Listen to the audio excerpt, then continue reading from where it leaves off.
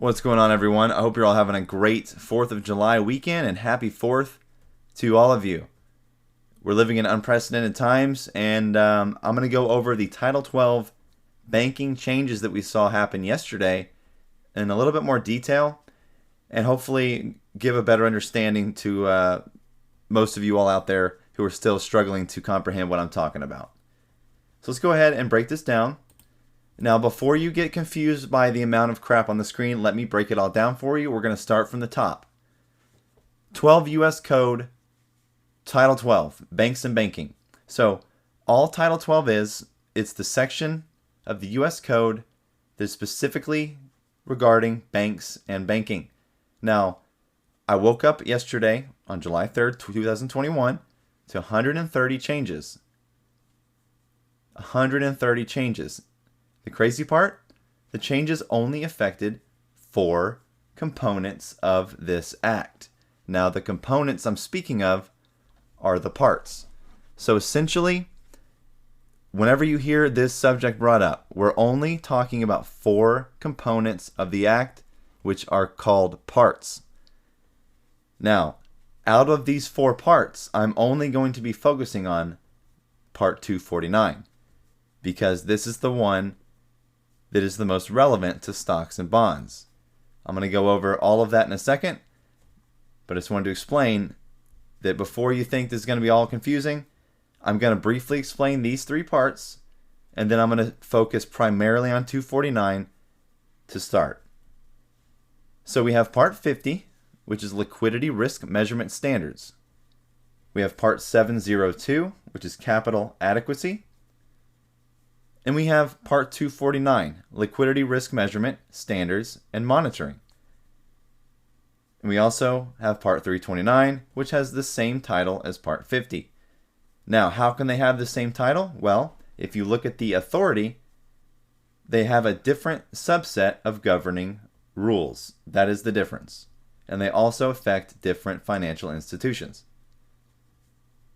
So now that we see the 4 parts affected, Parts 50, 702, 249, and 329, let's go ahead and take a look at some of the parts individually and what they affect and if they're relevant. So, Part 50, Liquidity Risk Measurement Standards, you can, if you want, these arrows are cross-referencing arrows, so if you want to look at when this first came about, you can click on the source link. It'll bring up an enhanced content cross-reference page here. And then if it says effective date not available, you will have to dig into the filing to find it. So I found this was first implemented on January 1st, 2015, so changes have not been made since then. Now, for the second source, 61538, which the numbers here, all they're doing is they're referencing a federal release number, which you can see matches right here. So for Part 50, the sources for Part 50 is 79 FR 61523, implemented on January 1st, 2015. And we also have 61538. Now, this one's interesting because the Fed Register could not retrieve the citation data, and I searched the Fed Register for it and still could not find it. Anyways, Part 50, what is it? Well, the purpose of Part 50 is to establish a minimum liquidity standard and a minimum stable funding standard for certain national banks and federal savings associations on a consolidated basis as set forth herein. Now, anything in green that's highlighted is added language, meaning it was not previously here before. Anything red with strike through has been removed.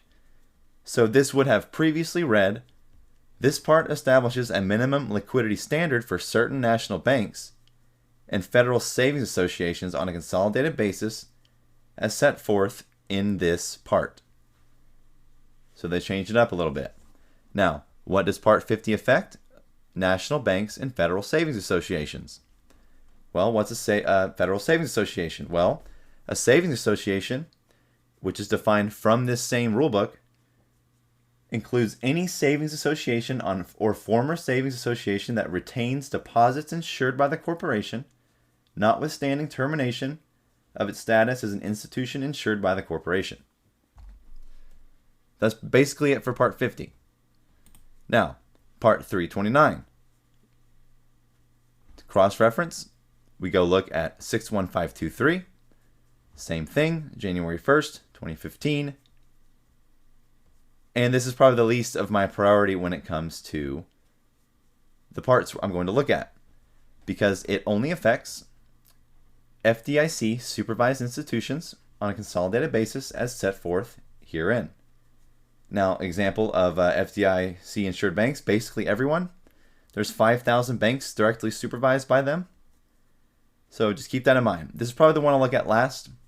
But yeah, I mean, just check out these dates. JP Morgan, Bank of America, Wells Fargo, Citibank, all established basically in the 1800s. That's insanity. And then there's some more examples down here of FDIC insured.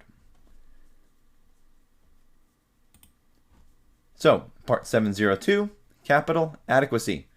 Cross-reference source would be 8584, which we can see was published on February 18th, 2000. So, long time since this one. The purpose of capital adequacy, it says right here, the express purpose of prompt corrective action under Section 1790D is to resolve the problems of federally insured credit unions at the least possible long-term loss to the National Credit Union Share Insurance Fund.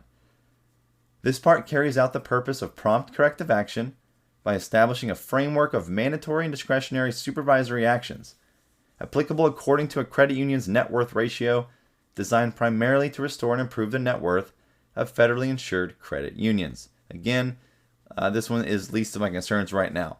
The one I'm going to dig into, the part that I will look into the most, is this one. Part 249, Liquidity Risk Measurement Standards and Monitoring.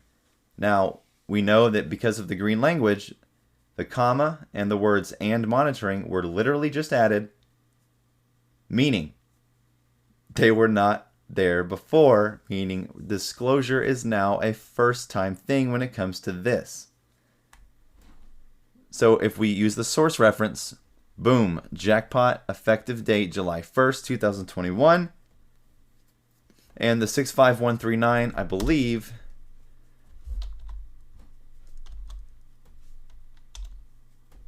I'll need to look that one up and cross-reference that as well.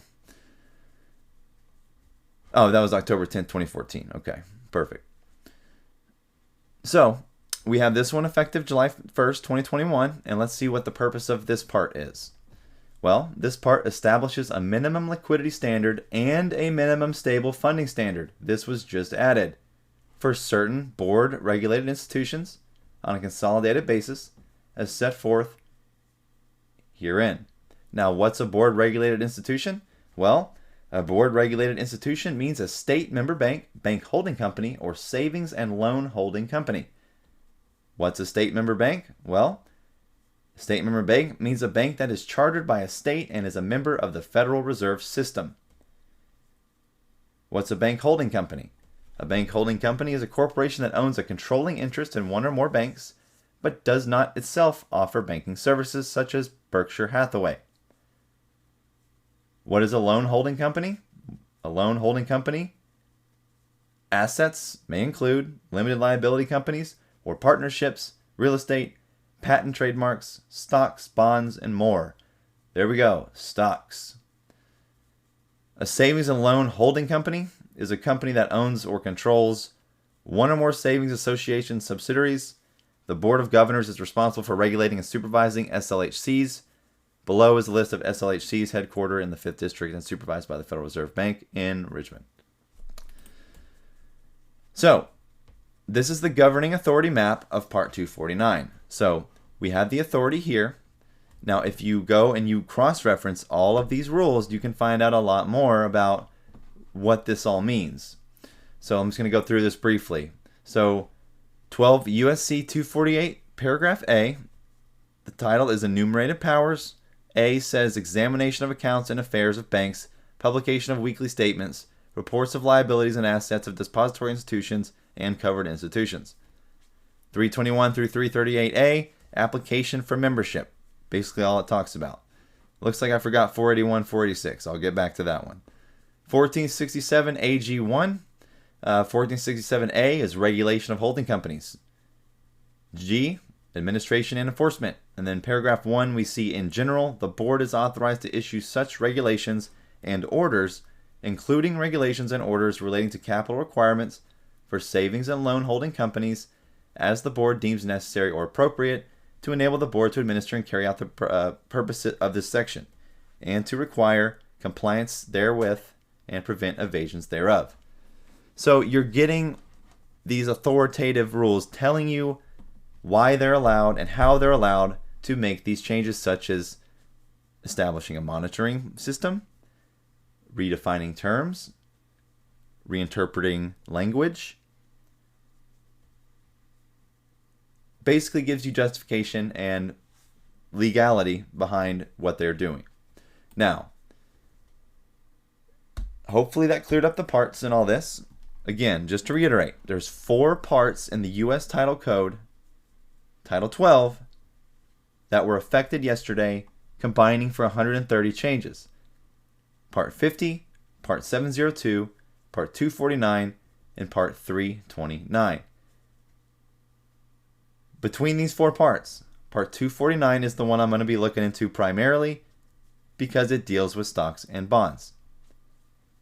Next, I'm going to break down all of the new definitions found in this part, what they mean, and how they affect the balance sheets of the banks when they must inevitably report.